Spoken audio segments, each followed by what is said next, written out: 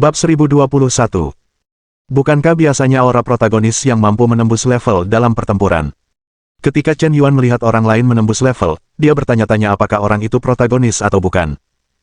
Diiringi oleh aliran energi kosmik, Xuan Yuan Duo merasa tubuhnya seolah mengalami transformasi mendasar. Apakah ini perasaan level kelima? Kekuatan yang luar biasa dahsyat, persepsi yang sangat tajam terhadap dunia ini, seolah-olah segala sesuatu di dunia berada di bawah kendaliku, bahkan aliran kecepatan angin terkecil pun tidak dapat lolos dari persepsiku. Ketangguhan meridian di tubuh telah meningkat 3 kali lipat, energi yang dapat ditampung 5 kali lebih banyak dari sebelumnya, dan fisik otot dan tulang telah meningkat dalam segala aspek. Ini terlalu kuat. Merasakan tubuh yang benar-benar baru. Xuan Yuan Duo terkejut dan gembira. Melepaskan belenggu genetik dan melangkah ke level yang lebih tinggi sepenuhnya bergantung pada keberuntungan. Terkadang, menembus level dengan kerja keras saja tidak cukup, dan keberuntungan juga sangat penting. Beberapa orang terjebak di puncak tingkat 200 selama tahun, tetapi mereka tidak bisa menembus level tersebut. Beberapa orang menembus level tersebut dalam beberapa dekade. Guru pernah menyatakan bahwa meskipun aku sangat berbakat, jika aku ingin menembus level kelima, aku masih membutuhkan setidaknya 10 tahun kerja keras. Aku tidak menyangka bahwa kali ini, secara kebetulan, di bawah tekanan yang kuat, potensiku terstimulasi, dan aku berhasil menembus level 10 tahun lebih cepat. Pahlawan tingkat kelima, bahkan 500 tahun yang lalu, layak menyandang gelar nomor 1 yang sombong. Ini adalah tujuanku. Aku tidak hanya akan menjadi nomor 1 di dunia, tetapi juga nomor 1 sepanjang masa. Melihat Chen Yuan lagi, Xuan Yuan Duo merasakan sedikit rasa terima kasih di hatinya. Pada saat yang sama, dengan sedikit kebanggaan. Suasananya mencekam dan menyesakkan. Semangat bertarungnya semakin tinggi. Chen Yuan, apakah kau masih ingin bertarung denganku? Baru saja aku berhasil menembus dan memasuki level baru. Taruhan sebelumnya tidak berlaku. Sekarang, bahkan jika aku mengalahkanmu, aku tidak akan menang dengan paksa. Xuan Yuan Duo berkata dengan suara berat. Ketika Chen Yuan mendengar ini, dia langsung merasa tidak senang. Ada apa? Apa kau pikir kau tidak bisa menang, jadi kau ingin mengingkari hutangmu? Kau punya ide bagus. Lupakan saja, karena kau pikir itu tidak penting, maka jangan salahkan aku karena bersikap kasar. Xuan Hun menatap. Aura pedang mengerikan yang tak terhitung jumlahnya tiba-tiba muncul di sekelilingnya. Petik 2. Aura pembunuh yang dahsyat menyapu hingga 100 meter jauhnya. Tekanan kuat itu mengunci Chen Yuan dengan erat. Seolah-olah udara mulai mengembun. Namun, Xuan Yuan Duo belum bergerak. Chen Yuan bergerak. Dia langsung mengabaikan tekanan apapun, tubuhnya melesat, dan kecepatannya 2 kali lebih cepat dari sebelumnya. Chen Yuan meninju dengan ganas. Xuan Yuan Duo menangkis dengan kedua tangan. Dia berpikir bahwa setelah berhasil menembus pertahanan, menghadapi pukulan Chen Yuan akan sangat mudah. Sayangnya dia salah. Saat tinju Chen Yuan mengenai Chen Yuan, kekuatan dahsyat menghantam dengan gila-gilaan. Dengan pukulan Chen Yuan, Xuan Yuan Duo terlempar lebih dari 100 meter jauhnya. Dia terlempar seperti bola meriam. Tubuhnya menabrak dinding aula luan emas, yang sebenarnya membuat lubang besar di aula luan emas. Terbaring di rumput, aku tanpa sengaja menggunakan kekuatanku terlalu banyak, dan sekarang aku dalam masalah. Chen Yuan menatap lubang besar di aula luan emas dan terdiam sejenak. Tidak mungkin. Sama sekali tidak mungkin. Aku telah menembus level kelima, dan kekuatanku telah meningkat pesat. Di level keempat, aku masih bisa melawannya dengan seimbang. Bagaimana mungkin aku bisa menembus level kelima, tetapi aku bahkan tidak bisa menerima pukulan darinya. Xuan Yuan Duo tercengang. Benar-benar tercengang. Dia tidak bisa memahaminya, setelah kekuatannya menembus level kelima, dia berubah menjadi piring. Tak terbayangkan. Tidak bisa diterima. Pikirannya terluka parah. Kau baik-baik saja, cepat keluar. Kita terlalu berisik tadi, sepertinya ada petugas keamanan yang datang untuk memeriksa. Mulut Xuan Yuan Duo bergetar dengan sedikit darah. Dia menatap Chen Yuan dengan tidak percaya. Siapa kau sebenarnya? Bahkan jika aku menembus level kelima, aku bukan musuhmu yang bisa dikalahkan dalam sekali serang. Bagaimana kau bisa sekuat itu? Kita bicarakan ini nanti, keluar dari sini. Chen Yuan memeluk pinggang Xuan Yuan Duo, dan segera mengangkat kakinya dari tanah, dan seluruh tubuhnya melayang ke udara. Mereka tampak ditopang oleh kekuatan aneh, terbang ke udara dengan kecepatan sangat tinggi, dan menghilang dalam sekejap mata. Terbang di langit, saat ini, Xuan Yuan Duo ketakutan. Dia tidak pernah menyangka Chen Yuan akan sekuat itu.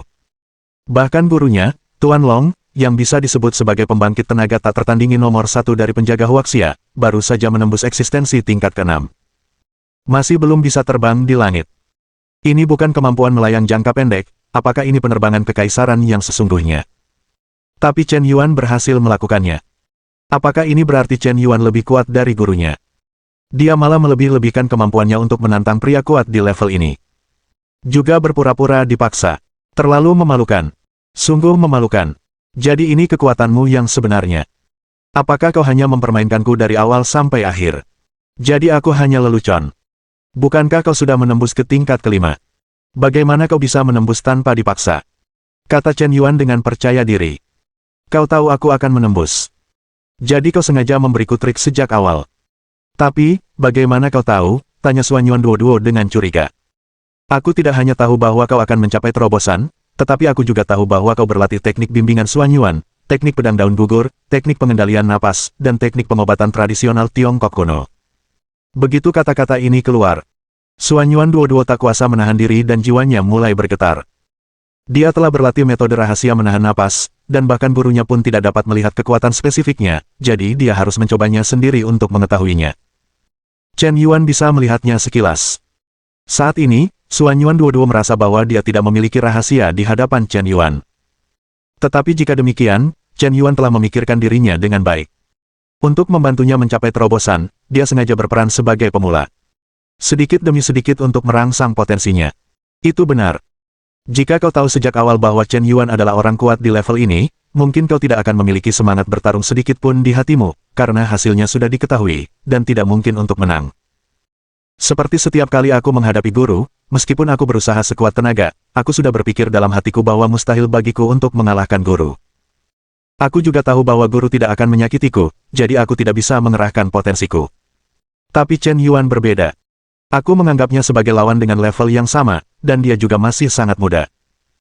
Tentu saja, akan ada semangat bertarung di hatiku yang tidak akan mengakui kekalahan, dan aku tidak akan pernah mau tertinggal darinya. Di bawah tekanan seperti itu, aku berhasil menerobos. Aku telah membuka diri dan membuka kunci genetik tingkat ke-5. Disinilah dia benar-benar bekerja keras. Keangkuhan yang luar biasa dan tak tertandingi itu jauh lebih kuat dariku, mengapa dia bersusah payah membantuku? Apakah dia menyukaiku? Memikirkan hal ini, jantung Xuan Yuan Duo tiba-tiba berdebar kencang. Saat ini, dia bukan lagi seorang petarung tingkat 5, melainkan seperti seorang gadis muda yang jatuh cinta pada seseorang untuk pertama kalinya. Xuan Yuan berkembang. Kesukaan plus 30. Kesukaan saat ini, 80 poin. Drip gelombang O gelombang drip gelombang O gelombang drip gelombang O gelombang. Segera. Sebuah lonceng alarm berbunyi di kota terlarang. Bab 1022. Sekitar pukul 12.30 siang. Sudah larut sekali, aku tidak tahu apakah Chen Yuan sudah tidur. Mata Qin Wushuang berkaca-kaca, dengan ekspresi malu di wajahnya. Melihat ke cermin, wanita itu mengenakan piyama sutra. Berlapis-lapis, semuanya terlihat sekilas, dari atas sampai bawah, menjulang tinggi. Riasan yang indah, dipadukan dengan wajah cantik, sungguh memesona. Dia menarik napas dalam-dalam dan sepertinya telah mengambil keputusan. Sambil memegang sebotol anggur merah dan 2 gelas anggur merah, Qin Wushuang mengetuk pintu kamar tidur Chen Yuan dengan gugup. Malam yang panjang, tidur tanpa disengaja. Minum, mengobrol, dan bertukar perasaan juga merupakan kebutuhan normal. Kakak Chen Yuan, apakah kau sudah tidur? Dia sengaja menahan suaranya dan bertanya dengan nada hampa. Tapi, tidak ada yang menjawab. Bum bum bum, bum bum bum. Kakak Chen Yuan, apakah kau sudah tidur? Dia mengetuk pintu 2 kali dan bertanya lagi. Tapi tetap tidak ada yang menjawab. Setelah ragu sejenak, dia mendorong pintu dan masuk. Tidak ada orang di kamar tidur. Apakah tidak ada orang di balkon? Apakah tidak ada orang di toilet? Aku tidak mendengar suaranya keluar hari ini. Aku telah mengamati pergerakan di sebelah. Mengapa dia menghilang begitu saja? Qin Wushuang terksenjing. Dia menghabiskan lebih dari 2 jam untuk berdandan dan berpakaian hari ini, mempersiapkan semuanya dengan cermat, dan suasana serta mood telah diatur. Aku hanya ingin berbagi cita-cita hidupku denganmu. Bagaimana denganmu? Qin Wushuang langsung marah. Kemana bajingan ini pergi? Bajingan, keparat, keparat. Kata-katanya terbagi menjadi 2 bagian. Saat ini, Chen Yuan terbang di langit sambil memegang Xuan Yuan Duo. Keduanya terbang di ketinggian 1000 meter. Xuan Yuan Duo memeluk pinggang Chen Yuan tanpa sadar, jantungnya berdetak lebih cepat. Pipinya sudah memerah. Ternyata terbang di ketinggian seperti ini. Sangat romantis. Jika suatu hari nanti aku juga bisa mencapai alam terbang di langit, alangkah indahnya jika aku bisa membentangkan sayapku dan melayang di antara alam semesta dan bumi bersama kekasihku. Mungkinkah orang ini Chen Yuan? Tapi, menurut aturan keluarga klan Xuan Yuan, untuk memastikan darah klan tidak mengalir keluar, wanita klan Xuan Yuan tidak diperbolehkan menikah di luar, dan pria hanya dapat masuk ke keluarga sebagai menantu. Tidak masalah jika status pria itu biasa saja, tetapi Chen Yuan adalah pria kuat di alam ini, bagaimana mungkin dia menjadi menantu? Ini sungguh penghinaan bagi yang kuat. Aturan keluarga klan Xuan Yuan sangat ketat. Alasan mengapa mereka memiliki peraturan yang aneh seperti itu adalah karena kesuburan klan Xuan Yuan selalu rendah. Terlepas dari jenis kelamin, sekeras apapun Anda berusaha, sulit untuk hamil. Jadi populasi selalu sedikit. Wanita tidak diperbolehkan menikah di luar, yang telah menjadi semacam aturan klan. Meskipun keluarga ini sedikit jumlahnya, satu hal yang sangat mengagumkan, selama mereka adalah murid klan Xuan Yuan, hampir semua dari mereka dapat membuka kunci gen. Mereka semua adalah naga dan phoenix. Adapun orang tua Xuan Yuan Duo, keduanya memiliki nama keluarga Xuan Yuan, dan mereka berasal dari perkawinan sedarah. Situasi ini juga terjadi dalam sejarah keluarga mereka, tetapi hasilnya adalah tidak akan ada anak sama sekali. Hanya Xuan Yuan Duo yang merupakan pengecualian. Perkawinan sedarah juga menghasilkan anak, yang merupakan kasus khusus yang sangat langka di keluarga ini. Terlebih lagi, dia tidak memiliki kekurangan IQ genetik umum, tetapi dia sangat berbakat. Bahkan kemampuan garis keturunannya lebih kuat. Membuka tingkat pertama pada usia 7 tahun. Dia mungkin satu-satunya pengecualian. Mustahil baginya untuk menikah di luar keluarga. Memikirkan hal ini, hati Xuan Yuan Duo yang berapi-api seolah disiram seember air dingin tanpa alasan. Chen Yuan sama sekali tidak memikirkannya, dia terbang mengelilingi Xuan Yuan Duo dalam pelukannya, gadis ini sudah memikirkan tentang pernikahan dalam benaknya. Apakah ini sedikit terlalu terburu-buru? Segera. Chen Yuan membawa Xuan Yuan Duo dan mendarat di istana pangeran. Setelah istana pangeran dibeli oleh Ye Han dan diberikan kepada Chen Yuan, istana tersebut telah lama menjalani renovasi interior. Spesifikasi istana sebagian besar tidak berubah. Namun, pola lingkungan interior perlu dirancang ulang secara khusus, dan biaya renovasi serta modifikasinya sekitar juta yuan. Istana tersebut masih sama seperti sebelumnya, tetapi saat memasuki ruangan, ada sesuatu yang berbeda. Benar-benar kemewahan tingkat tinggi. Namun, tanpa kehilangan cita rasa. Bukankah ini istana pangeran? Kudengar sudah dibeli seseorang. Kenapa kau menerobos masuk ke rumah pribadi? Kita bahkan baru saja menerobos masuk ke istana, jadi apa gunanya menerobos masuk ke istana? Chen Yuan bercanda. Ini berbeda, kota terlarang milik rakyat, tetapi istana ini milik pribadi. Xuan Yuan Duo mengerutkan kening. Tidak apa-apa, istana ini milikku, kau bisa istirahat di sini dulu. Aku memukulmu dengan keras tadi, dan tanpa sengaja melukaimu, apakah masih sakit? Chen Yuan melihat mata merah di sudut mulutnya, dan bertanya dengan khawatir. Istana ini sebenarnya milikmu. Ya, Chen Yuan mengangguk. Sedikit bingung. Pria ini benar-benar memiliki banyak sekali rumah, bahkan istana ini miliknya. Oh, aku sudah menembus level 5, dan tubuhku memiliki kemampuan penyembuhan diri yang sangat kuat. Aku bisa pulih dari luka kecil ini dalam 1 atau 2 hari. Chen Yuan awalnya berpikir apakah akan menggunakan poin peningkatan untuk menyembuhkan lukanya. Namun, kemampuan pemulihannya sendiri sangat kuat, jadi tidak perlu membuang poin penguatan. Bagus kau baik-baik saja, tapi gadis SD, jangan lupa, kau kalah hari ini, dan kau setuju dengan 3 syaratku. Chen Yuan tidak lupa mengingatkan. Oke. Xuan Yuan Duo menundukkan wajahnya dan mengangguk. Itu bisa dianggap sebagai bersedia berjudi dan mengakui kekalahan. Dia juga tidak tahu, syarat seperti apa yang akan diajukan Chen Yuan untuknya. Hanya untuk berjaga-jaga. Bagaimana jika dia menginginkan itu? Apa yang harus kulakukan? Pikirnya dalam hati. Xuan Yuan Duo sedikit panik. Jantungnya mulai berdebar kencang, dan dia sedikit kewalahan. Meskipun dia merasa tersentuh oleh Chen Yuan, jika Chen Yuan benar-benar mengajukan permintaan seperti itu, dia tetap akan menolaknya dalam hatinya. Dia tidak ingin melakukannya dengan cara ini. Apa 3 syaratmu? Tanya Xuan Yuan Duo. Aku belum memikirkannya, akan kukatakan padamu nanti. Ups. Xuan Yuan Duo tampak sedang memikirkan sesuatu, dan tiba-tiba ekspresinya berubah. Apa? Sepertinya aku kehilangan pedangku di kota terlarang dan lupa membawanya. Ada apa? Aku akan menemanimu saja. Chen Yuan melambaikan tangannya dengan santai, dan berkata dengan acuh tak acuh. Tapi, pedang ini adalah harta warisan dari keluargaku, ini adalah pedang Xuanyuan yang paling berharga dari klan Xuanyuan. Apa? Itu pedang Xuanyuan. Sialan. Semua orang di Chen Yuan tercengang. Nima terlalu ceroboh, kau bisa lupa mengambil pedang Xuanyuan, kau hebat. Tunggu saja, aku akan kembali dan mengambilnya untukmu. Chen Yuan mengenakan topeng dan terbang pergi lagi dengan sepatu kerajaan. Istana pangeran tidak jauh dari kota terlarang.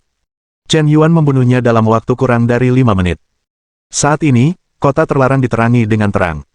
Sekelompok polisi dan ahli mengelilingi aula luan emas.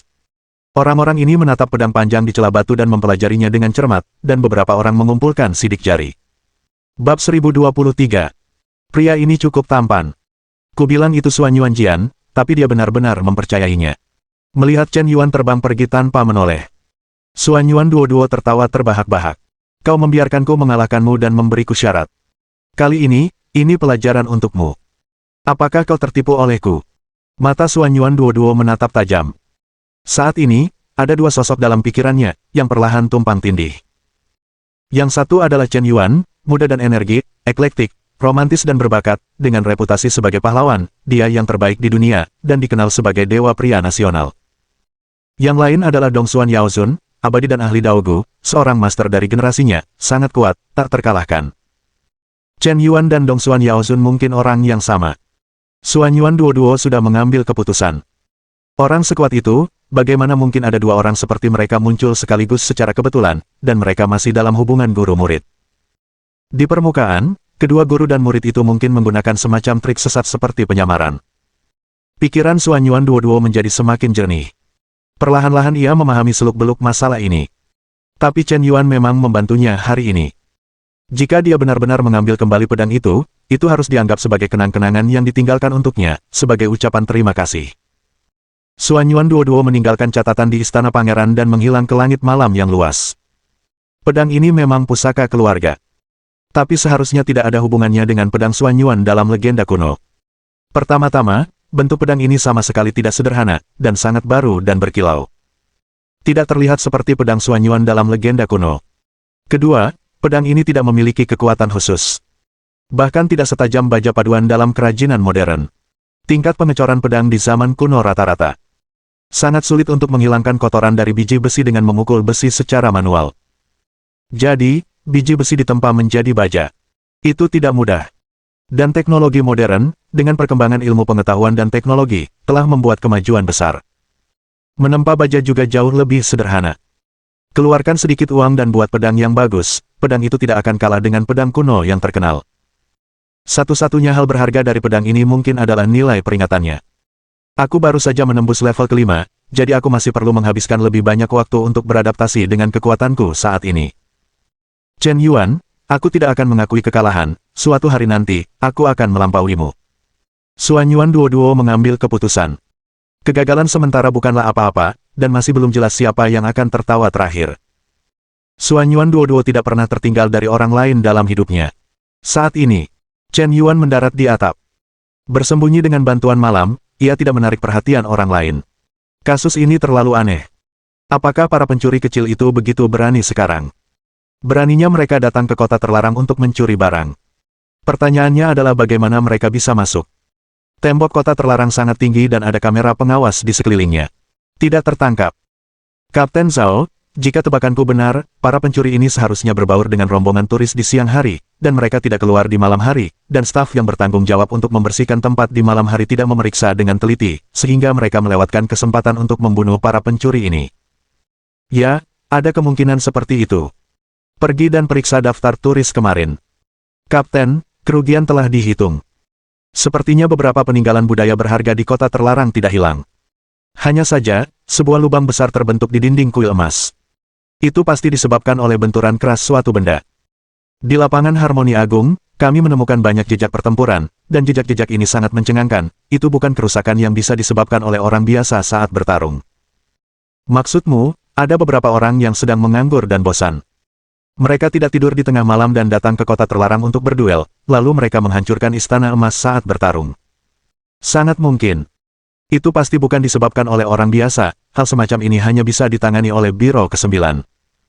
Suara seorang anggota staf yang bertugas mengumpulkan bukti baru saja terdengar. Terlihat orang-orang dari pertandingan ke-9 baru saja tiba di tempat kejadian bersama tim mereka. Pemimpinnya adalah seorang pria parubaya yang ternyata adalah Dong Fang Po, pemain nomor 1 di babak ke-9. Pria ini juga membawa pedang panjang dengan bentuk yang aneh. Saat tiba di tempat kejadian, dia terkejut. Kekuatan pedang ini. Sepertinya itu adalah kerusakan yang disebabkan oleh pertarungan pembangkit tenaga tingkat 5. Hei! Kenapa pedang ini terlihat familiar? Dong Fang Po menatap pedang panjang yang tertancap di celah batu, dan tiba-tiba mengenalinya. Bukankah ini pedang keponakan Dodo? Gadis ini telah membuat masalah lagi untukku. Dong Fang Po dengan santai mengulurkan tangannya, dan dia mengeluarkan pedang panjang itu. Dia hendak melihat lebih dekat. Tiba-tiba terdengar suara di langit malam. Pedang datang. Suara itu terdengar. Aku melihat pedang panjang di tangan Dong Fang Po tiba-tiba terbang ke udara. Berubah menjadi cahaya pedang. Seorang pria bertopeng berdiri di kehampaan, dan dia menginjak pedang panjang itu dengan satu kaki. Di bawah pengawasan ratusan staf.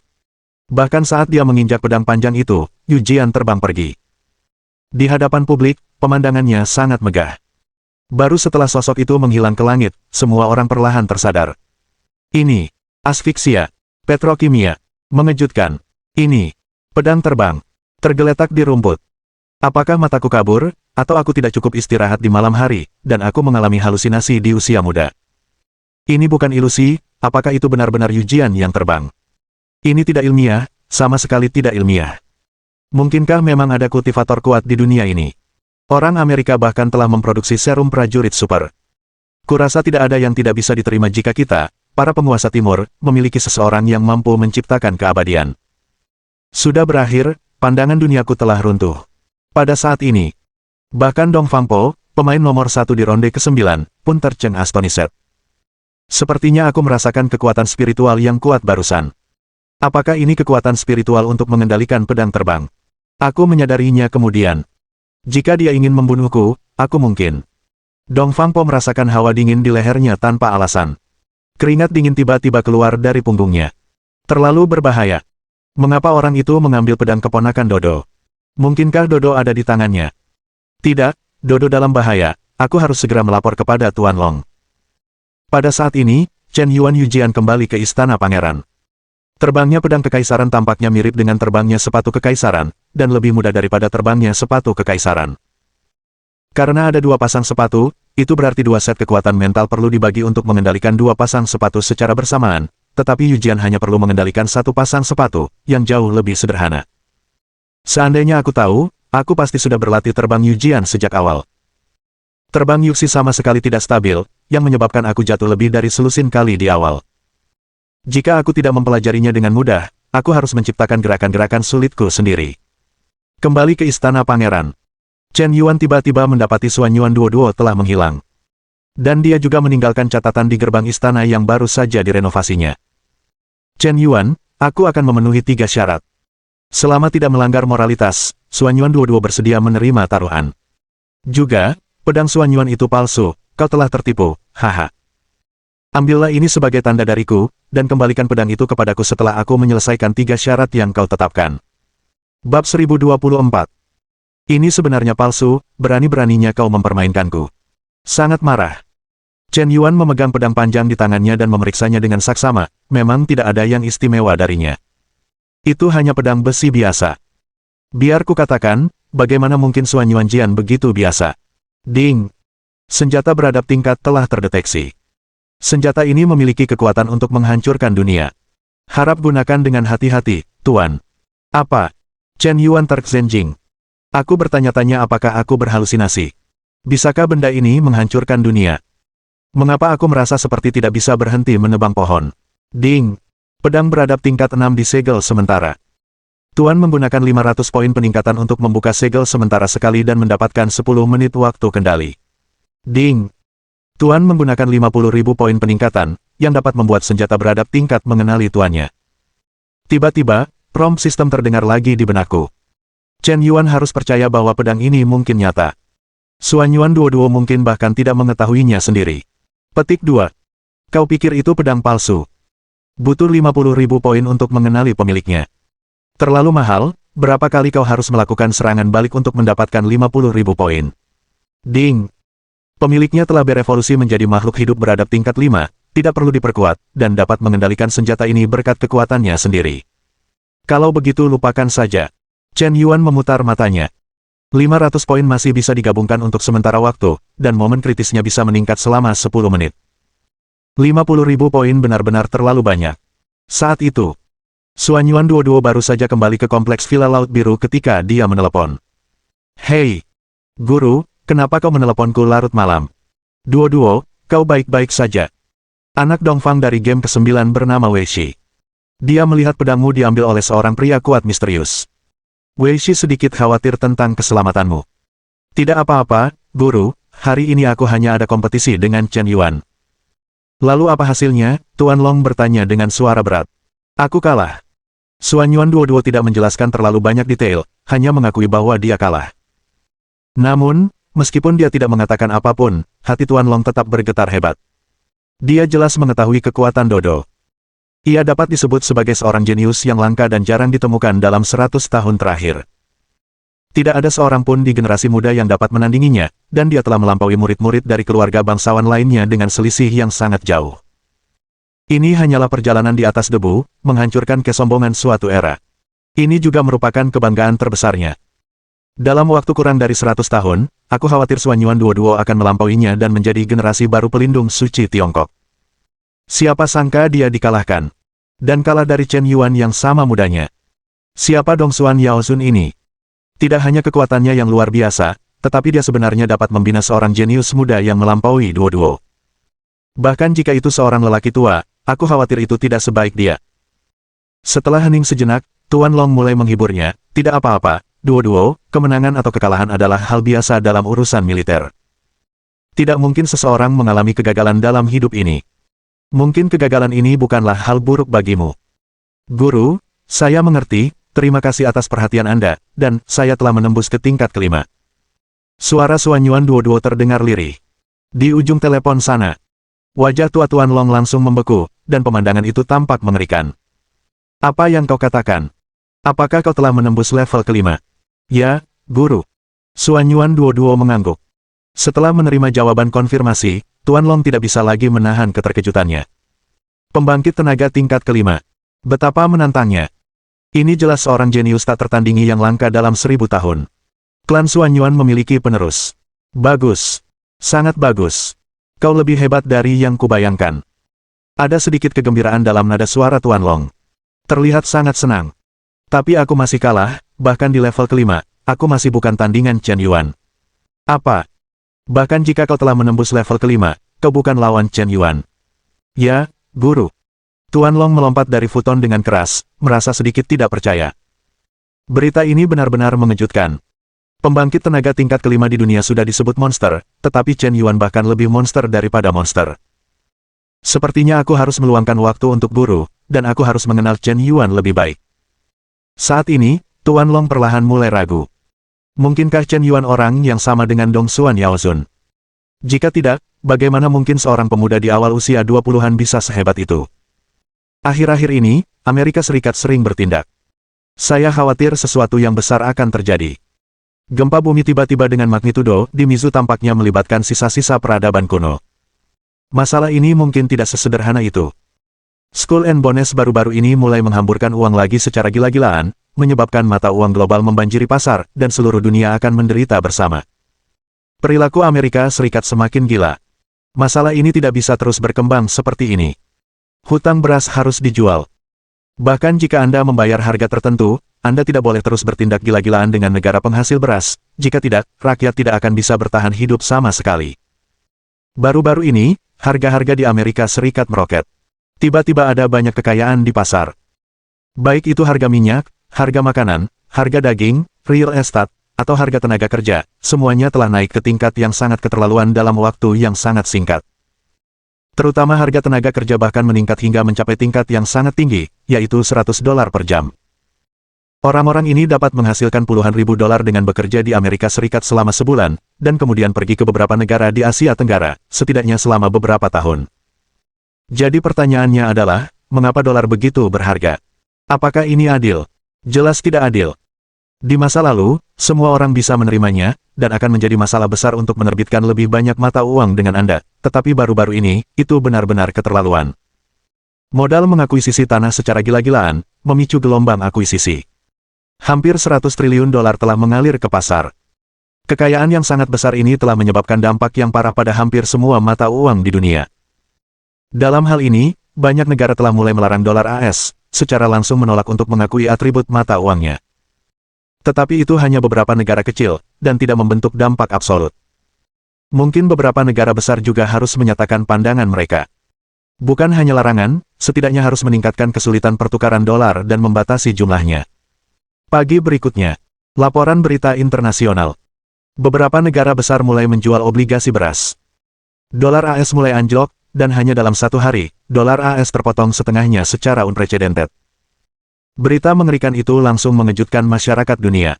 Sistem dolar tampaknya sedang runtuh. Banyak orang mungkin tidak menyadari betapa seriusnya konsep ini. Anda tahu, sebagian besar orang terkaya di dunia memegang dolar. Pemotongan nilai tukar secara tiba-tiba menjadi setengahnya berarti separuh kekayaan orang terkaya di dunia akan langsung lenyap. Dulu, $1 bisa ditukar dengan 6 koin huaxia. Sekarang $1 hanya bisa ditukar dengan 3 koin huaxia. Perbedaan ini sama saja dengan membuat Amerika Serikat, sebuah ekonomi super besar, menghilang setengahnya. Diperkirakan banyak orang akan melompat dari gedung lagi. Para ekonom dari seluruh dunia tercengang dan sekaligus merasa hal itu tidak masuk akal. Bahkan jika dolar AS anjlok, bukankah akan terjadi situasi yang begitu berlebihan? Semua negara besar tercengang. Sebagai pelakunya, Wang Cai melaporkan situasi pertempuran kepada Chen Yuan. Kali ini, mereka menghasilkan 300 triliun dolar AS. Hampir semua orang kaya di dunia dan semua warga negara Amerika dieksploitasi habis-habisan. Bab 1025. Ini mungkin belalang sembah yang menangkap jangkrik, dan burung oriole berada di belakangnya. Perusahaan KL di Amerika Serikat telah mengembangkan serum prajurit super, dan mereka telah memanen kekayaan orang kaya dari seluruh dunia. Perlakukan orang-orang ini seperti daun bawang. Bahkan banyak orang di sekitar Chen Yuan direkrut. Tak disangka, tepat setelah gelombang daun bawang dipanen di sini, Wang Cai mulai memanen dolar. Ini adalah panen pamungkas. Di bawah sabit, tidak ada sehelai rumput pun yang tumbuh. Dengan satu ayunan pisau, daun bawang dari seluruh dunia dipotong. Ternyata para preman sejati adalah mereka yang bermain-main dengan keuangan. Mereka membuat uangmu tidak berharga dan uang mereka sendiri sangat berharga, lalu menukar uang mereka sendiri dengan uangmu dan membeli semua properti atas namamu. Kau pikir uangnya sangat berharga, jadi kau menukar uangnya. Ketika kau mengambil uang pihak lain untuk membeli sesuatu, uang itu tiba-tiba menjadi tidak berharga. Dalam proses aliran kekayaan ini, kau menjadi tidak ada apa-apa, pihak lain tidak membayar apapun, tetapi menghasilkan banyak uang. Chen Yuan menyalakan komputer. Melihat puluhan ribu saldo rekening di bank-bank besar dunia, setiap rekening memiliki serangkaian angka. Saat Chen Yuan merasa emosional, kulit kepalanya kembali merinding. Apa yang kau lakukan, Wang Cai? Aku tidak boleh kehabisan uangku, dan kau memberiku 300 triliun dolar AS lagi. Bagaimana aku harus menghabiskannya? Bahkan jika kau membeli rumah mewah setiap hari, jika kau membeli ratusan rumah sehari, kau mungkin tidak akan bisa menghabiskan semuanya seumur hidup ini.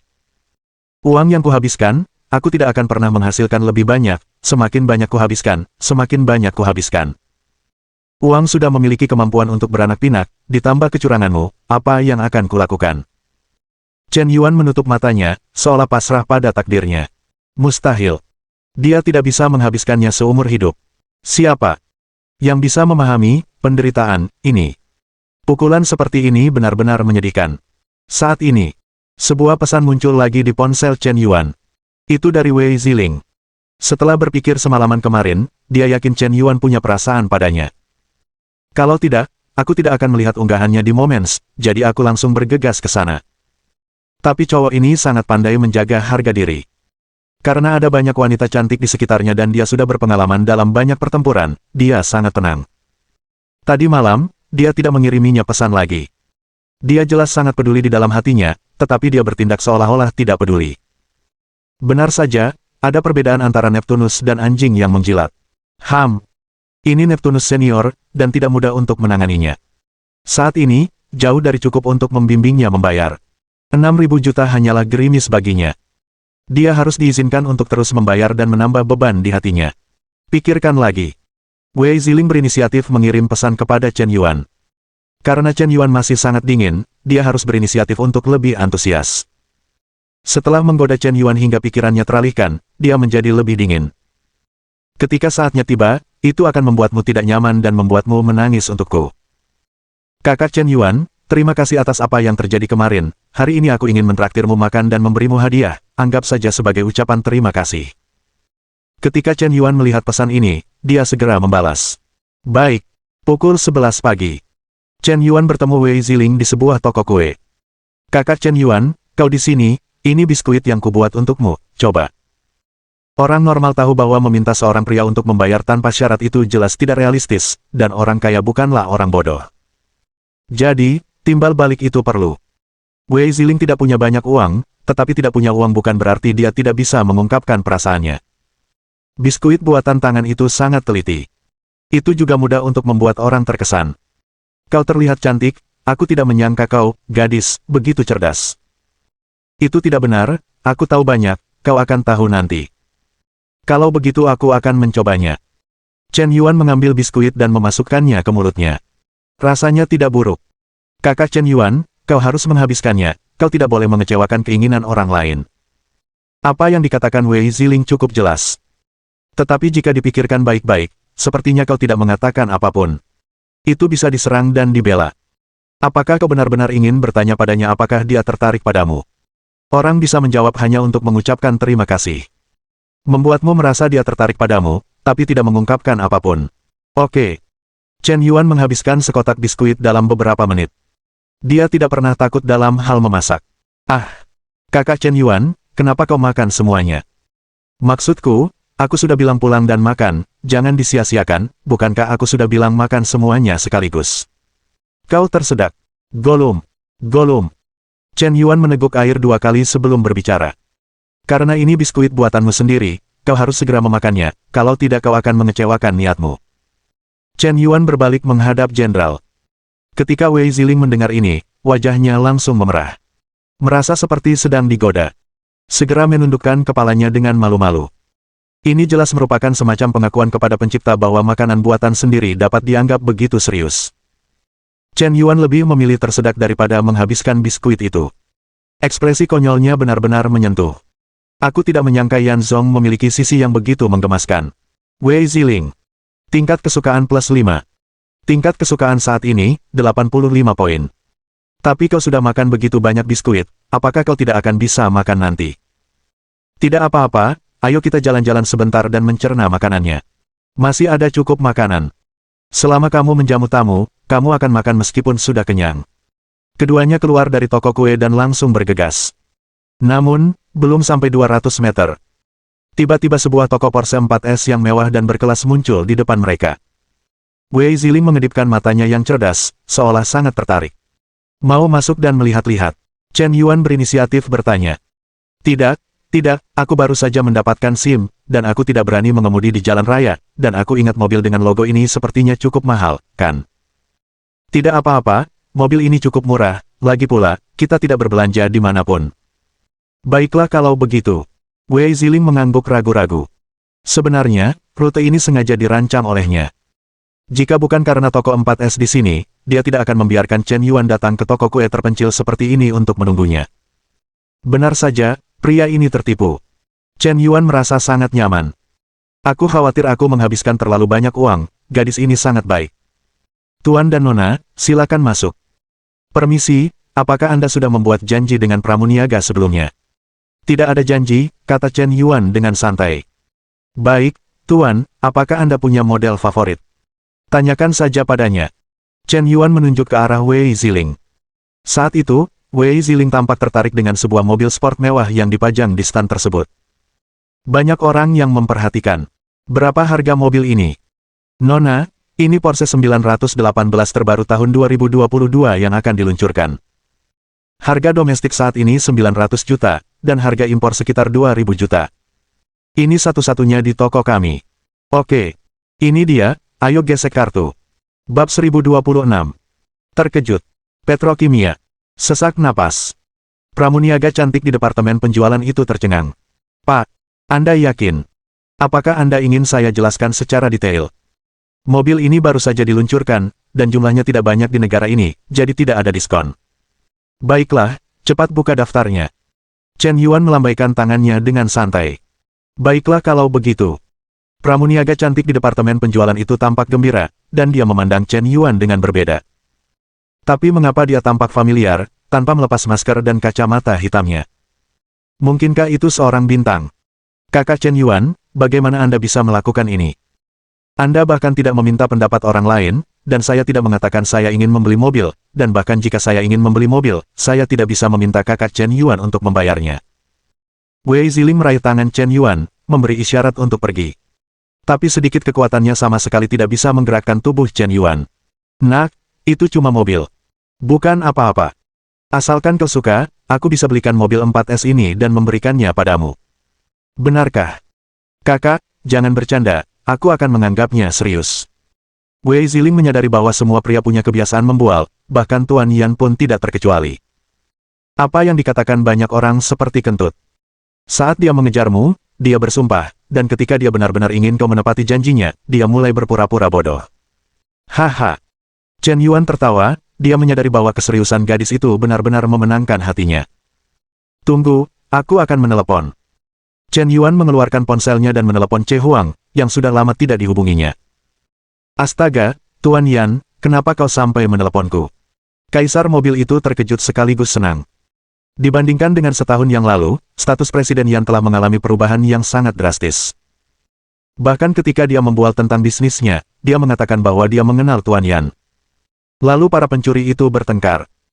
Tanpa diduga, tepat hari ini ketika sedang bernegosiasi bisnis dengan klien yang sangat penting, Tuan Yan kebetulan mendapat telepon. Benar sekali. Kaisar mobil, saya ingin bertanya sesuatu, apakah Anda mengenal pemilik toko Porsche 4S di distrik Haidian, Yanjing? Bos tingkat atas di bisnis mobil mewah seperti ini pada dasarnya adalah kenalan di lingkaran yang sama. Bos Yan, apa yang terjadi? Saya ingin membeli toko 4S ini. Pak Yan, sebenarnya toko 4S ini dibuka oleh sepupu saya. Jika ada kelalaian di toko 4S ini, saya akan meminta maaf kepada Anda. Saya akan segera meminta sepupu saya untuk menjadi manajer umum toko 4S ini. Petik 2. Seketika sebuah gambar muncul di benak Che Huang. Tuan Yan berpura-pura bersikap sederhana dan pergi ke toko 4S untuk membeli mobil, tetapi malah diejek. Seketika, dalam amarahnya, Tuan Yan membeli seluruh toko 4S dan ingin menghancurkan semua mobil. Dua kata, arogan. Ini tidak seserius yang kau pikirkan, aku hanya membeli toko 4S sebagai hadiah, itu saja. Brilian. Sang Raja Mobil terdiam. Toko Porsche 4S di distrik Haidian adalah salah satu toko Porsche 4S terbesar di negara ini. Jika dijumlahkan, mungkin ada lebih dari 300 orang. Termasuk bagian penjualan, ruang pamer, layanan purna jual, resepsionis, keuangan, aksesori, bengkel, inspeksi kualitas, teknologi, administrasi, keamanan, dan lebih dari selusin posisi lainnya. Tanah dan lantai toko 4S ini juga milik mereka sendiri. Sebenarnya, kendaraan yang ada di toko 4S tidak terlalu berharga. Porsche tidak memiliki banyak kendaraan dalam stok, jadi jika Anda membeli semuanya, dengan harga juta yuan, Anda bisa menyelesaikan satu putaran. Tapi lantai dan tanahnya. Tuan Yan, saya tidak puas dengan Anda. Toko Porsche 4S di distrik Haidian adalah sebuah jaringan. Ada 23 toko di seluruh negeri. Toko di distrik Haidian kebetulan adalah toko utama di seluruh negeri. Anda ingin membeli toko utama dan memberikannya begitu saja, ini benar-benar agak memalukan, dan 23 toko jaringan ini memiliki sekitar selusin pemegang saham, dan sepupu saya bukan satu-satunya yang memiliki hak suara terakhir. Kalau begitu, saya sudah membeli semua 23 toko jaringan, harganya bukan masalah, Anda tidak akan menghormati saya. Presiden Yan itu orang penting, aku akan segera menelepon sepupuku. Mendengar percakapan Chen Yuan, ekspresi Wei Ziling perlahan menjadi berlebihan. Bingung. Bola matanya hampir jatuh ke tanah. Awalnya, dia hanya berjalan-jalan melihat mobil, mengapa dia melihatnya, orang ini ingin membeli semua 23 toko rantai nasional. Kurang dari 1 jam kemudian, seorang pria pendek, gemuk, setengah baya dengan kepala besar dan telinga besar, tingginya sekitar 1,6 meter 5 inci, tiba bersama 7 atau 8 pemegang saham. Dengan penampilan yang sangat megah, Chen Yuan disambut. Semua orang terkejut di tempat. Chen Yuan juga melepas topengnya. Dasar pembohong, kau benar-benar Tuan Yan, aku bilang kau tampak agak familiar. Gadis itu adalah Tuan Yan. Aku ingin memberinya toko 4S sesekali. Aku sangat iri. Mungkin itu kekasih baru Tuan Yan. Dia terlihat sangat muda, dengan kolagen di seluruh wajahnya. Seperti yang diharapkan, tidak ada gadis di sekitar Tuan Yan yang jelek. Aku sangat iri, aku juga ingin dimanja oleh Tuan Yan. Datanglah ke kantor. Chen Yuan meminta Wang Cai untuk melakukan penilaian aset, dan dalam 10 menit, dia menyelidiki kondisi operasional, kondisi keuangan, dan beberapa masalah historis dari semua toko cabang. Wang Cai mengklasifikasikannya dan melakukan analisis ringkasan. Negosiasi dimulai. Di bawah tatapan Wei Ziling, Chen Yuan mengubah dirinya menjadi ahli negosiasi bisnis. Dia mencantumkan secara detail kesulitan yang dihadapi oleh semua toko cabang saat ini, bahkan termasuk situasi keuangan yang dialami oleh beberapa pemimpin mereka.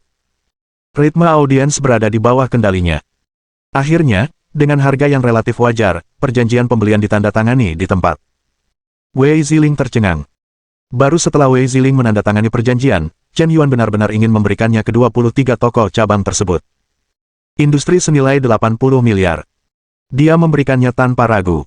Hari ini, dia melihat sisi lain dari Chen Yuan. Dia bahkan bertanya-tanya apakah Chen Yuan sudah lama ingin membeli toko 4S ini, mengingat dia telah melakukan riset sebelumnya. Persiapannya terlalu matang, seolah-olah mereka sudah siap. Orang ini jelas bukan orang bodoh. Ketegasannya di pusat perbelanjaan benar-benar karismatik. Inilah pesona sejati seorang pria dewasa. Apa yang bisa ditolak? Anda benar-benar tidak bisa menolak. Sungguh, menurutku dia sangat tampan. Luar biasa. Apa yang harus kulakukan? Jantungku berdebar semakin kencang. Wei Ziling. Tingkat kesukaan plus 5. Tingkat kesukaan saat ini, 90 poin. Hati Wei Ziling semakin terjerat. Karena dia merasa seperti akan jatuh cinta. Dia hanya bercanda, tetapi apakah Chen Yuan ini serius? Dan bukan hanya satu, dia sebenarnya memperoleh 23 sekaligus, dengan ribuan karyawan di bawahnya. Jumlah properti yang begitu besar, yang entah kenapa berada di tangannya, terasa seperti kentang panas. Dia benar-benar sedikit takut. Benarkah? Apakah benar-benar tanpa syarat menerima begitu banyak properti dari orang lain tanpa alasan yang jelas? Jika tidak ada syarat, mengapa orang membayar begitu mahal untukmu? Apakah kamu benar-benar tidak mengerti apa yang dipikirkan Big Brother? Bab 1027. Waktu berlalu begitu cepat, dan sudah lewat pukul 6 sore. Wei Ziling mengajak Chen Yuan ke restoran mewah. Mungkin Chen Yuan terlalu boros kali ini. Jika terus mengajaknya makan seharga 200 yuan, itu agak terlalu pelit. Jadi kali ini, dia akhirnya menghabiskan semua uangnya. Dia mengendarai Porsche 918 dan mengajak Chen Yuan ke restoran mewah, di mana dia makan lebih dari 3.000 yuan untuk satu kali makan. Itu uang sakunya untuk setengah bulan. Biasanya dia mentraktir orang lain makan malam, tetapi dia belum pernah semurah hati ini. Paling murah hati pun, dia mentraktir orang makan di Haidilao. Lagi pula, di usia muda, dia belajar sangat keras sebelumnya, dan dia belum pernah menghabiskan uang sebanyak ini sebelumnya. Entah apakah dia akan bisa berubah di masa depan jika dia dimanjakan oleh Chen Yuan. Tidak masalah jika dia tidak bisa berubah. Yang penting adalah 23 toko cabang akan dijual langsung kepada para lansia.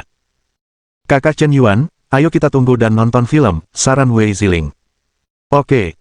Chen Yuan mengangguk. Lagi pula dia bosan. Menonton film juga merupakan kegiatan yang menyenangkan. Kalau begitu aku akan pergi membeli tiket film. Wei Ziling sangat aktif.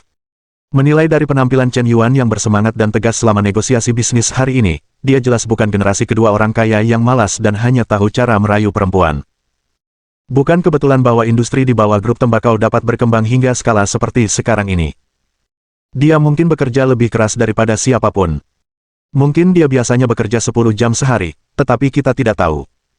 Bagi orang yang begitu sukses, menghabiskan waktu bersamamu dan menonton film adalah sebuah kemewahan.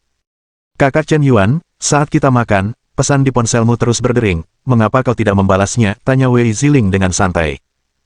Mereka semua adalah mitra bisnis. Terlalu banyak orang, dan aku tidak bisa membalas, jadi aku tidak membalasnya. Chen Yuan mengatakan yang sebenarnya. Bukankah mereka ini rekan bisnis?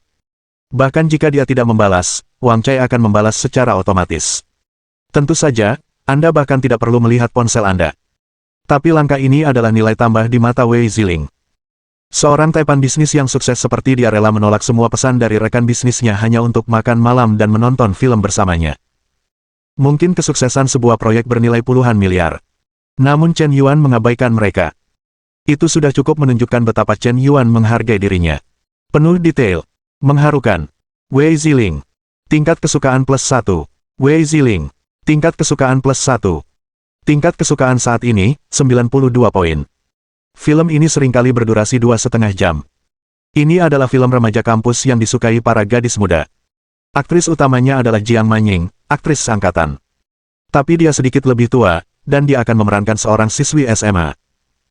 Meskipun kemampuan aktingnya sangat bagus, tetap saja agak tidak harmonis, ditambah skandal Jiang Manying sebelumnya.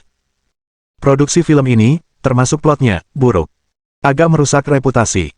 Aku pergi, film sampah macam apa yang ditujukan untuk ketenaran Jiang Manying, dan ini akhirnya. Terlalu sampah, aku tidak akan pernah menonton film Jiang Manying lagi. Ratu film seangkatan benar-benar membuat film berskala kecil seperti ini. Apakah mereka semua telah jatuh ke titik ini? Mata silau, adegan ini sangat memalukan sampai-sampai jari kakiku hampir menggores lantai. Beberapa penonton di bioskop mengeluh. Beberapa bahkan meninggalkan bioskop di tengah jalan. Rasanya Jiang Manying agak menyedihkan akhir-akhir ini. Setelah menonton film, sudah pukul 10.30.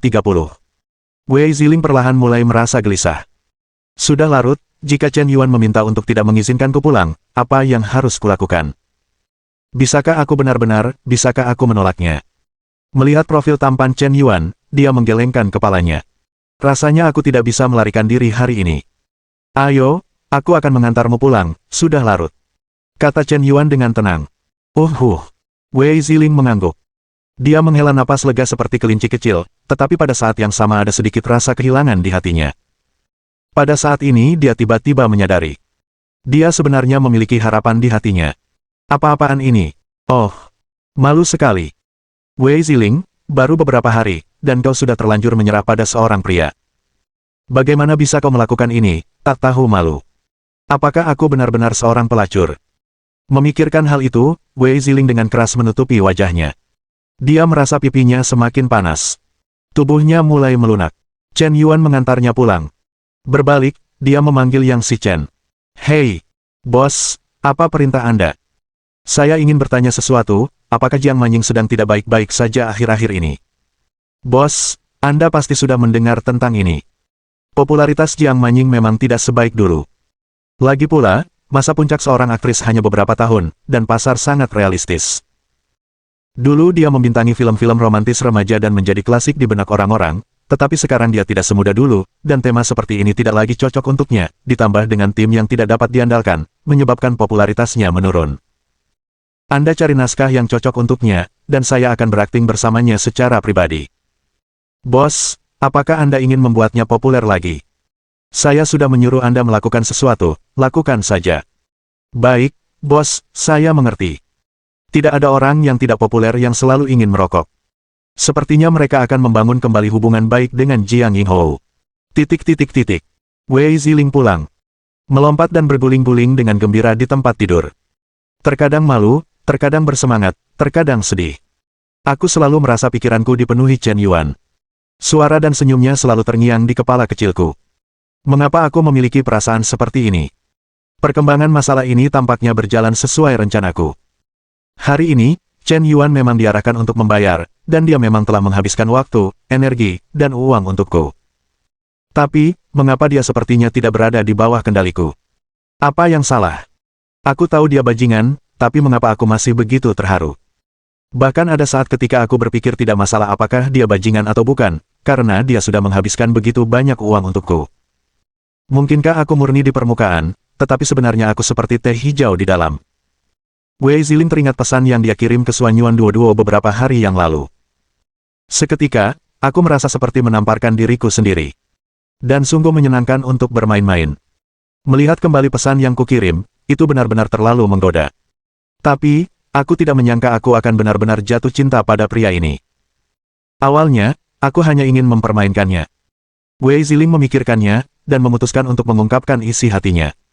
Dodo, apakah kau di sana? Wei Ziling mengirim pesan kepada Xuanyuan Duo dan bertanya. Ya, Ziling, ada apa denganmu?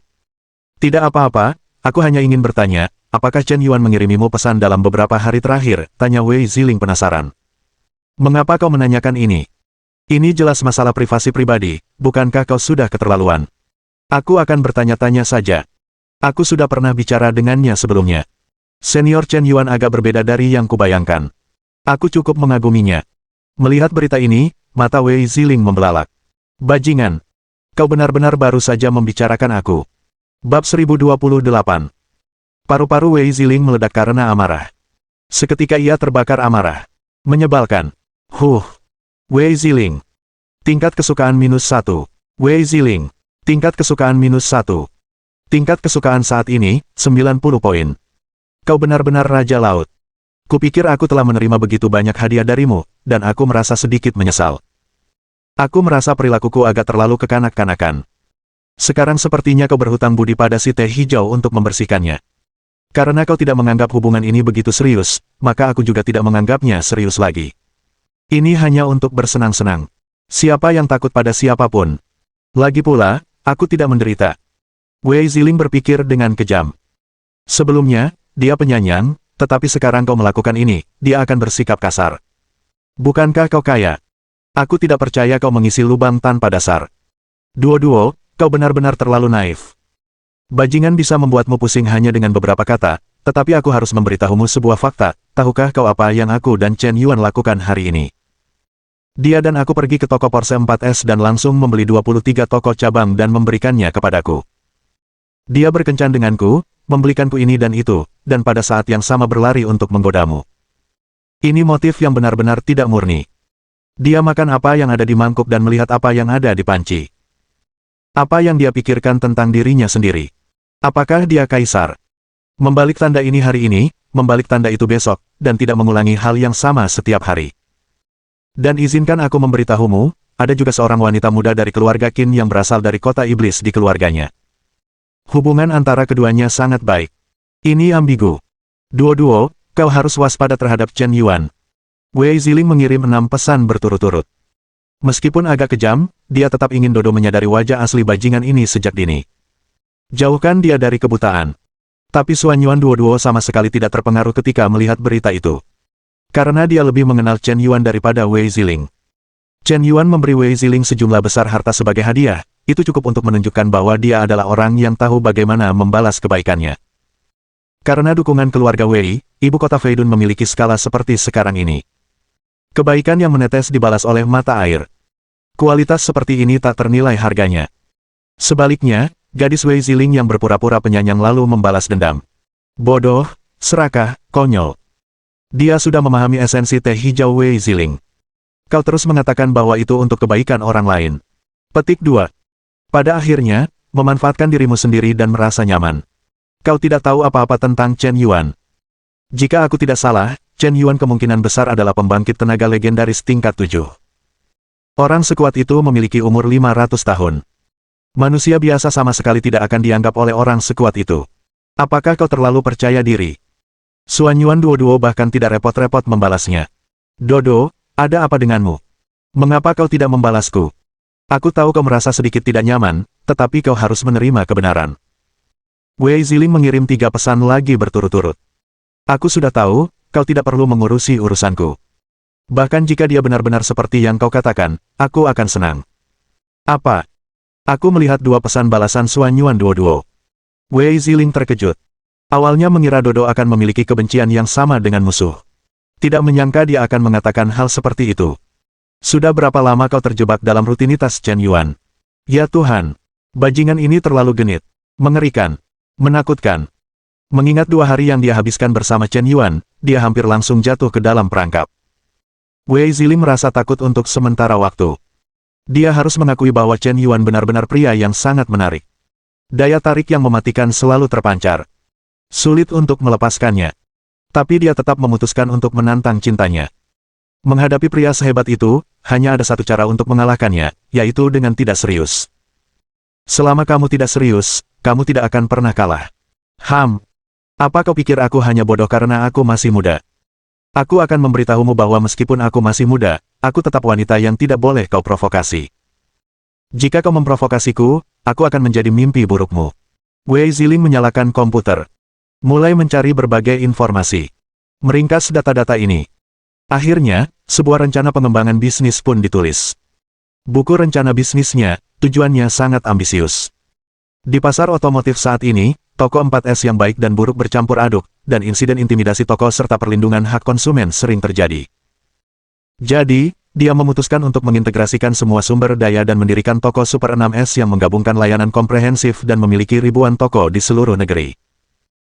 Termasuk penjualan kendaraan, suku cadang, layanan purna jual, umpan balik informasi, perdagangan mobil bekas, pencucian mobil, perbaikan mobil, penyewaan mobil, penggantian hipotek, penanganan kasus mengemudi dalam keadaan mabuk, dan bahkan penelitian dan pengembangan mobil serta layanan komprehensif lainnya dalam satu perusahaan super besar.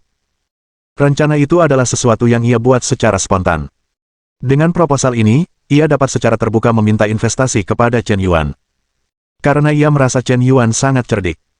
Jika Anda hanya membuka mulut untuk meminjam uang secara sembarangan, Anda tidak akan bisa meminjam banyak. Bahkan jika Anda ingin membeli rumah, juta seharusnya cukup, bukan? Tetapi bahkan jika Anda meminta Chen Yuan untuk meminjam uang dengan alasan yang keterlaluan seperti itu tetap tidak akan merugikannya. Tetapi jika Anda membuat rencana bisnis, efeknya akan sangat berbeda. Anda dapat menetapkan tujuan bisnis Anda sangat tinggi. Anda bahkan dapat mengatakan bahwa Anda ingin menguasai pasar global. Itu karena tidak ada cukup uang. Dengan begitu, berapapun uang yang Anda minta, itu masuk akal. Melihat rencana bisnis yang telah saya tulis selama 2 jam, Wei Ziling mengangguk puas. Dengan skala dan visi sebesar ini, tidak berlebihan jika aku memintamu meminjam 100 miliar, kan? Saat waktunya tiba, aku tidak akan menanggung kerugian investasi. Chen Yuan, apakah kau panik? Saat ini, Chen Yuan sudah kembali ke Villa Longteng. Begitu masuk pintu, ia bertemu Qin Wushuang yang sedang memberi makan rhubarb. Wang. Ketika anjing kuning besar itu melihat Chen Yuan, ia mengibaskan ekornya dengan gembira. Ia bergegas menuju Chen Yuan. Anjing tak bermoral, ia meninggalkanmu dan mengabaikanmu seharian penuh kelaparan. Saat melihatnya, kau langsung berlari dan mengibaskan ekor. Jangan pernah berpikir siapa yang memberimu makan tadi. Ada sedikit rasa kesal dalam nada suara Qin Wushuang. Matanya yang besar melirik ke arah Chen Yuan. Sepertinya Chen Yuan telah melakukan sesuatu yang keterlaluan dan tidak masuk akal, yang membuatnya marah. Suang, ada apa denganmu? Bukan apa-apa, aku tidak mau bicara denganmu, aku mau tidur. Qin Wushuang naik ke atas dan masuk ke kamar tidur. Chen Yuan merasa bingung. Kenapa kau marah tanpa alasan? Mungkinkah ada kerabat di sini? Ngomong-ngomong, Chen Yuan, besok aku akan pergi ke Universitas Yanda untuk mengikuti diskusi topik penelitian, maukah kamu ikut denganku? Oke, tidak masalah. Chen Yuan mengangguk.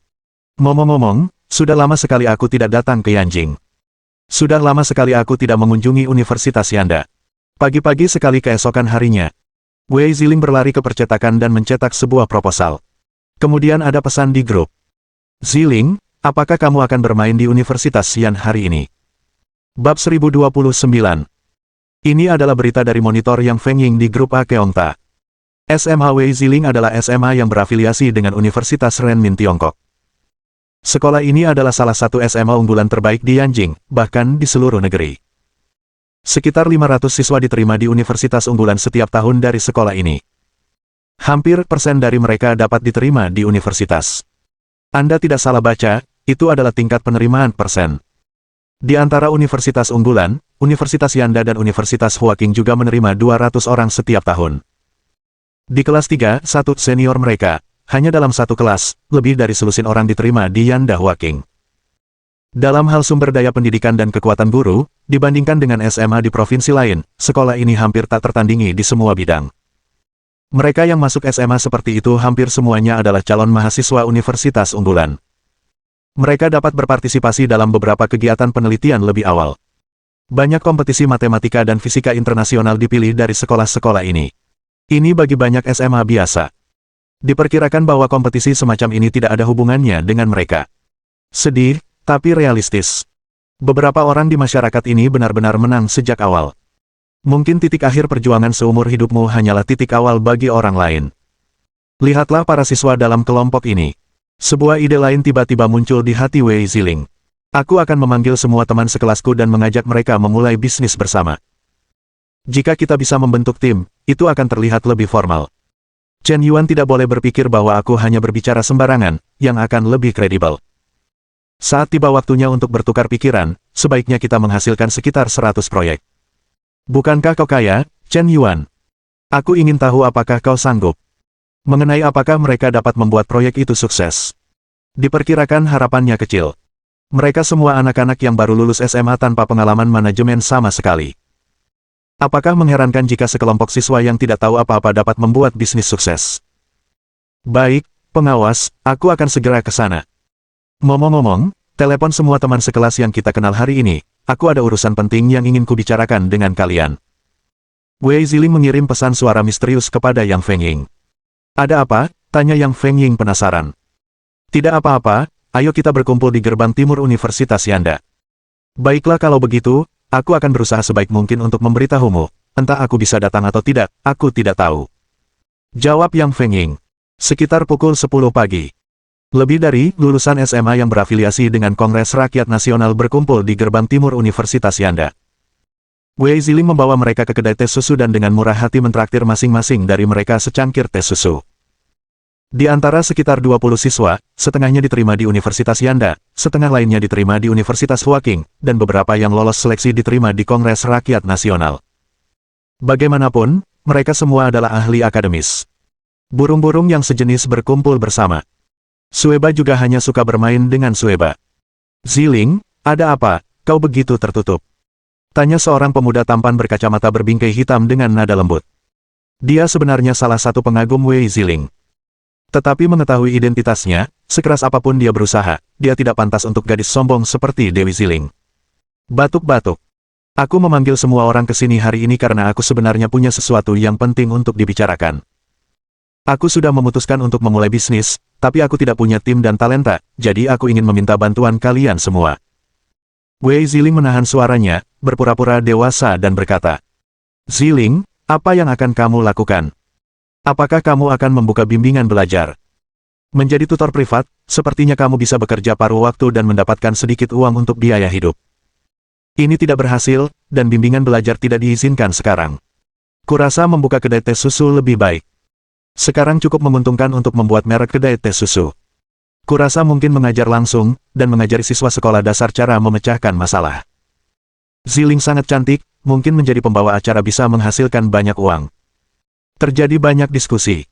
Oke, bisakah kamu sedikit membuka tata letakmu? Ini rencana bisnis yang telah kubuat. 20 salinan telah dicetak. Kalian semua harus melihatnya. Setelah rencana ini dikeluarkan, semua orang meliriknya, dan seketika merasa sedikit konyol. Rencana toko 6S. Ribuan toko tersebar di seluruh negeri. Merebut semua pasar dalam sekejap. Ini. Tanda tanya petik 2. Nah, bagaimana menurut kalian ide ini? Tanya Wei Ziling cepat. Sebenarnya, menurutku ide Ziling cukup bagus. Tapi kalau aku seorang investor, aku tidak akan pernah berinvestasi. Mungkin ide Anda adalah membangun ekosistem industri dan mengintegrasikan sumber daya otomotif, tetapi rencana Anda terlalu besar, dan proyek ini membutuhkan investasi yang terlalu besar di tahap awal. Saya jamin itu tidak akan balik modal dalam 5 atau bahkan 10 tahun. Lupakan saja. Kita bahkan harus meningkatkan dan terus berinvestasi, dan belum tentu kita bisa menghasilkan uang pada akhirnya. Selain itu, apa yang Anda lakukan masih merupakan entitas nyata. Sangat sulit untuk mengoperasikan entitas nyata sekarang, dengan aset yang besar, dan sulit untuk mengembalikan modal. Pengeluaran karyawan tinggi, dan terlalu banyak orang yang harus didukung. Tentu saja, saya pikir titik awalnya bagus, tetapi tidak realistis. Zhang Wei, wakil ketua regu, berkata dengan agak tersirat. Ya, menurut skala implementasi ini, putaran pendanaan pertama akan membutuhkan 100 miliar. Ini bukan perusahaan rintisan, apakah ini hanya menghamburkan uang? Kalian terlalu meremehkan saya. Sejujurnya, saya sudah menerima investasi 100 miliar dari tembakau, jadi saya bisa sepenuhnya melepaskan diri dan melakukan pekerjaan besar. Wei Ziling melambaikan tangannya dan berkata dengan tenang. Ini. Apakah Anda benar-benar memiliki investasi 100 miliar? Tentu saja. Saat ini, saya memiliki 23 toko 4S. Dengan satu tangan di punggungnya, Wei Ziling dengan tenang mengeluarkan ponselnya dan membuka kontrak pembelian. Ada juga beberapa bos, termasuk foto grup dengan Tuan Yan. Semua siswa terkejut. Ketua kelas Yang Fengying juga tercengang. Sepertinya dia tidak pernah menyangka bahwa teman-teman sekelasnya di sekitarnya sudah bernilai 80 miliar di usia yang begitu muda. Terkejut. Astaga. Tanda seru. Sesak napas. Semua orang menarik napas dalam-dalam. Sial, Lambaian tangan ini pura-pura. Bahkan jika siswa-siswa top ini lulus dari sekolah bergengsi di masa depan, mereka hanya akan dibayar puluhan ribu dolar sebulan. Tetapi Wei Ziling memiliki bisnis bernilai miliaran dolar. Kesenjangan itu melebar dalam sekejap. Untuk sementara, semua orang mulai menyadari bahwa ini mungkin bukan masalah sepele, dan ini mungkin kesempatan langka bagi mereka. Mungkin jika kau memanfaatkan kesempatan ini, kau akan mampu berkembang dan mengubah takdirmu di masa depan. Maka kau harus menanggapinya dengan serius. Tuan Wei, jika Tuan Yan berinvestasi dalam proyek ini, sebenarnya saya punya saran yang belum matang. Panggilan kepada Tuan Wei ini membuat Wei Ziling merasa cukup nyaman. Ternyata, menjadi bos selalu terasa seperti ini. Haha. Meskipun mereka masih sangat muda dan penuh dengan sifat kekanak-kanakan, mereka semua adalah orang-orang yang cerdas. Semua orang terlibat dalam diskusi proyek. Semua orang mulai membagi pekerjaan, dan rencana spesifik secara bertahap dibahas. Bab 1030. Melihat semua orang begitu antusias, diskusi pun berlangsung meriah. Wei Ziling merasa sedikit malu. Dia malah membual. Chen Yuan belum setuju untuk berinvestasi padanya. Dia hanya ingin menginspirasi semua orang, tetapi dia sama sekali tidak yakin. Bagaimana jika Chen Yuan menolaknya? Bukankah itu akan menjadi kehancuran sosial, ledakan di tempat? Aku takut aku tidak akan punya muka untuk bertemu siapapun di masa depan. Memalukan sekali. Oke, kenapa aku membual tentang betapa hebatnya aku, bukankah ini malah memperburuk keadaan? Ini semua karena kesombongan. Dia sebenarnya tidak terlalu memikirkannya. Sebagian besar waktu, aku hanya melakukan apa yang kupikirkan, tanpa memikirkannya sama sekali. Setelah memikirkan konsekuensinya, aku menyadari bahwa aku telah menipu diriku sendiri. Hanya karena impulsif aku menyadari betapa bodohnya aku. Hei! Lihat, orang itu sepertinya Bos Yan. Benar-benar Tuan Yan, berbaring di rumput. Ziling, apakah kamu selalu membuat janji dengan Yan? Kami sudah menyusun rencana spesifiknya. Jika Anda tidak ingin kepanasan setiap hari, Tuan Wei, Anda bisa menunjukkan proposal ini kepada Tuan Yan untuk dilihat. Kerumunan mencari perhatian. Saya melihat seorang pria tinggi dan tegap serta seorang wanita cantik ramping dan anggun berjalan menuju Wei Ziling dan yang lainnya dengan langkah santai. Kebetulan sekali, seperti ini. Cukup memalukan sampai ingin menggaruk kaki. Wei Ziling menundukkan kepala dan bersembunyi di balik lebih dari teman sekelasnya. Kumohon Chen Yuan jangan melihatnya. Tapi di detik berikutnya, semua siswa secara otomatis menyingkir, memperlihatkan tubuh Wei Ziling. Kamu, gadis, kebetulan sekali kita bertemu lagi. Chen Yuan melambaikan tangannya memberi salam. Dia tidak memakai masker hari ini, tetapi ketika dia berjalan ke Universitas Yenqing, dia tidak menarik perhatian banyak orang. Hanya beberapa orang yang lewat mengambil foto dari kejauhan.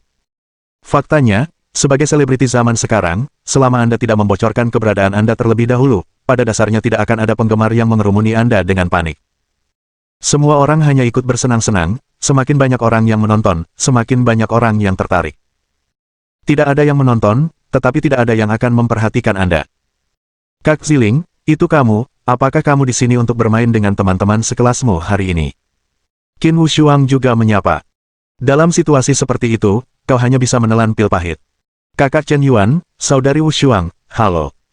Izinkan saya memperkenalkan, ini teman-teman sekelas saya di SMA, dan sekarang mereka juga mitra bisnis saya. Kami sudah membentuk tim, ini proposal kami. Kakak Chen Yuan, silakan lihat. Wei Ziling mengedipkan mata dengan cepat ke arah Chen Yuan, lalu menyerahkan proposal. Ziling, apakah kamu memulai bisnis di usia semuda ini? Qin Wushuang terkejut. Gadis ini benar-benar luar biasa. Aku belum pernah melihatnya begitu berjiwa wirausaha sebelumnya. Kalau begitu, saya akan melihatnya sekilas, dan hanya butuh beberapa menit. Chen Yuan membuka rencana bisnis dan meliriknya. Seketika, matanya berbinar, dan semakin lama dia melihat, semakin puas dia. Pertama, tujuan Wei Ziling sangat ambisius, mengincar pasar nasional dan bahkan pasar global. Kedua, menurut rencananya, dia perlu mengeluarkan banyak uang. Hal yang paling memuaskan adalah proyek ini memberikan pengembalian yang lambat, dan bahkan sangat mungkin merugi. Investasinya besar, pendapatannya kecil, dan risikonya tinggi. Proyek sebagus ini benar-benar layak untuk dijilat emas anjing. Ya, aku tidak menyangka kau memiliki wawasan unik tentang perencanaan bisnis di usia semuda ini. Itu kebetulan sejalan dengan pemikiranku. Aku berinvestasi dalam proyek ini. Berapa banyak yang kau butuhkan? Tanya Chen Yuan dengan penuh apresiasi. Wei Ziling mengulurkan jari dengan ragu-ragu. Terutama 100 miliar terlalu banyak, dia tidak bisa mengatakannya. 1000 miliar. Apakah sedikit kurang? Begitu kata itu keluar, Wei Ziling tercengang. Di belakangnya ada lebih dari teman sekelas, semuanya terkejut. Satu persatu menatap dengan mata terbelalak, dan bola mata mereka jatuh ke tanah. Apakah ini pola umum asap? Terlalu berlebihan. Sangat arogan. Cukup, cukup. Wei Ziling tergagap. Nah, rekening bank biasa Anda seharusnya tidak bisa mentransfer uang sebanyak itu. Saya punya kartu emas tertinggi World Union Pay di sini, yang kebetulan bernilai 1000 miliar. Gunakan dulu, lalu minta lagi jika tidak cukup. Saya sangat mengagumi bakat Anda. Rencana bisnis yang Anda buat cukup untuk mengubah kekacauan seluruh industri otomotif. Sungguh mengesankan. Ayo. Chen Yuan menepuk bahu Wei Ziling. Tampaknya sangat penting. Pengakuan dan penghargaan seperti ini hanyalah ungkapan apresiasi dari Bole terhadap Maxima. Mengharukan. Sialan, aku melihat kartu itu di situs popularisasi sains Darknet. Itu benar-benar kartu emas tertinggi World Union Pay. Kartu emas tertinggi jenis ini khusus digunakan untuk transaksi besar. Kudengar kau hanya bisa mengajukan deposit lebih dari 100 miliar. Mati rasa. Presiden Yan benar-benar menginvestasikan 1000 miliar.